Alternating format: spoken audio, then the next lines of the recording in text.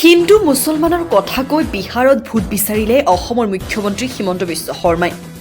উন্নয়নৰ কথা কোৱাৰ পৰিৱৰ্তে কেৱল হিন্দু মুছলিমৰ নামত ভাষণ মুখ্যমন্ত্ৰীৰ বিহাৰত এনডিএৰ প্ৰাৰ্থীৰ বাবে প্ৰচাৰ কৰিবলৈ অসমৰ পৰা ষ্টাৰ কেম্পেইনাৰ হিচাপে গৈছিল মুখ্যমন্ত্ৰী হিমন্ত বিশ্ব শৰ্মা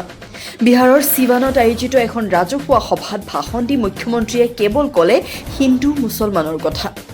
উন্নয়নৰ কথা কোৱাৰ পৰিৱৰ্তে কেতিয়াবা যদি মাদ্ৰাছাৰ কথা কৈছে কেতিয়াবা আকৌ কৈছে সন্ত্ৰাসবাদী উছামা বিন লাডেনৰ কথা কেৱল হিন্দু মুছলিমৰ কথা আৰু ৰাহুল গান্ধীৰ কথা কৈ নিজৰ ভাষণ সামৰিলে মুখ্যমন্ত্ৰীয়ে শুনক কি কৈছিল মুখ্যমন্ত্ৰীগৰাকীয়ে क्या उसामा बिन लादेन का दोबारा जन्म नहीं हुआ तो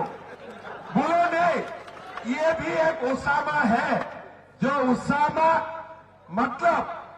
वो बड़ा उसामा बिन लादेन नहीं है लेकिन छोटे रूप में वो भी ऐसा ही है तो राहुल जहां भी जाते हैं चुनाव हारना वहां पक्का हो जाते हैं इसलिए वो बदकिस्मती लेके आते हैं राहुल गांधी बदकिस्मती का एक सिंबल है